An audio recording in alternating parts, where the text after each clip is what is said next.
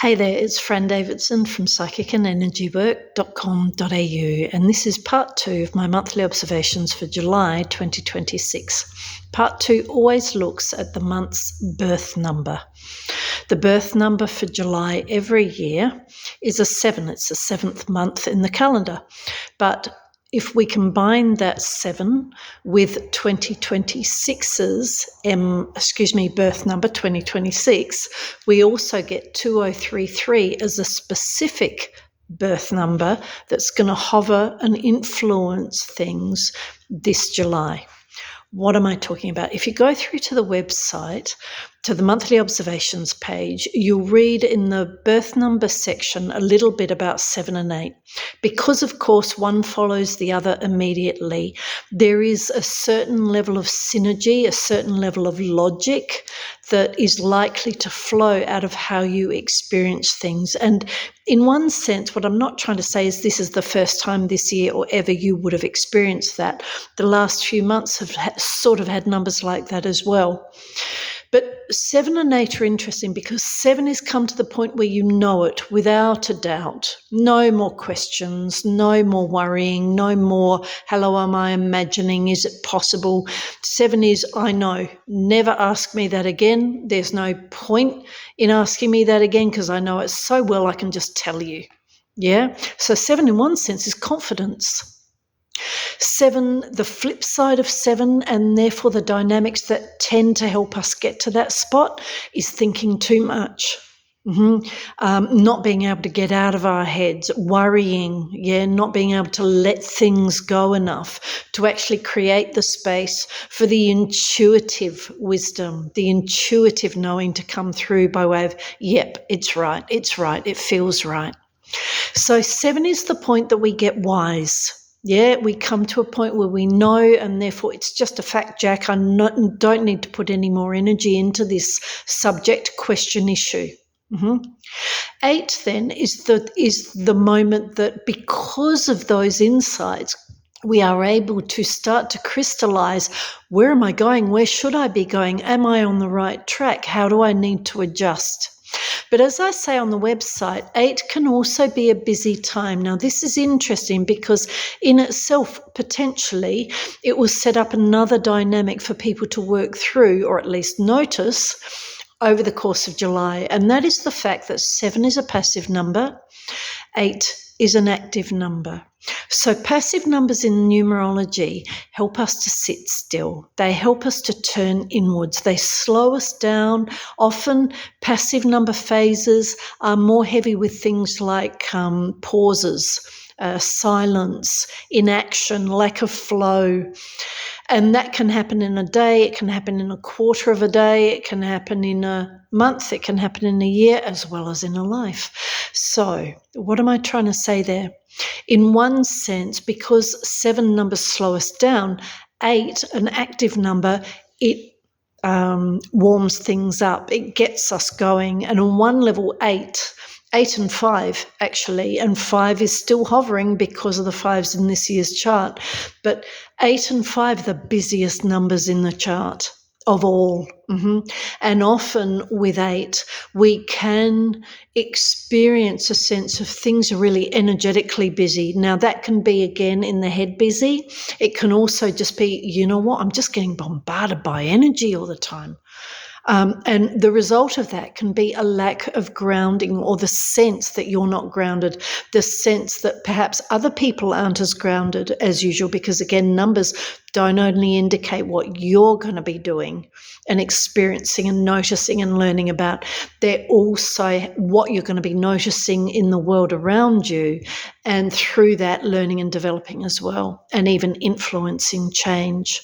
So 7 is very much sit still, learn, sit still, observe. It's sort of like time in the classroom. Sit at your desk, don't move, you've got something to see. The universe wants to show you something.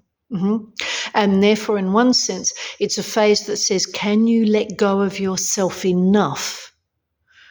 Maybe not of yourself, but also can you let go of your mantras, your narratives, your inner chatter?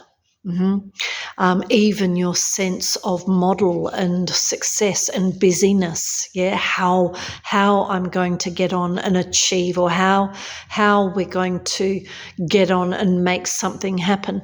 Even those dynamics can find us too caught up in the head in a way that all of a sudden we're blocking flow, or at least flow doesn't seem to be coming anywhere too near.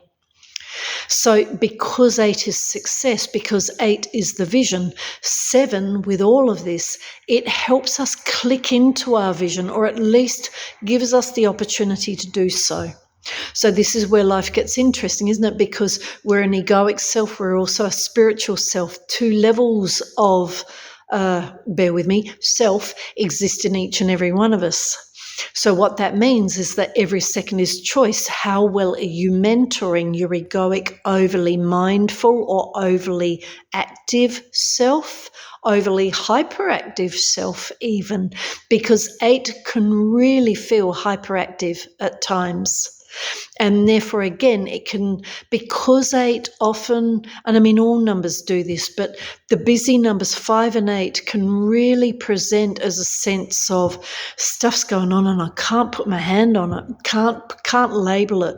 I know it's there.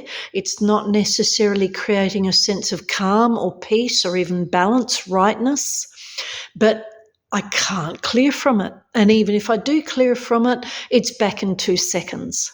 That is very much the hallmark of a busy 8 or a busy 5 period. So know this, because again, it suggests that part of how this month is going to help you discover, learn and step into spiritual you on a very practical level to the next degree may well come through this dynamic of dosey with sit, then buzz, excuse me, quiet, then quite possibly even mayhem, whether that's invisible mayhem, inner mind mayhem, or physical mayhem.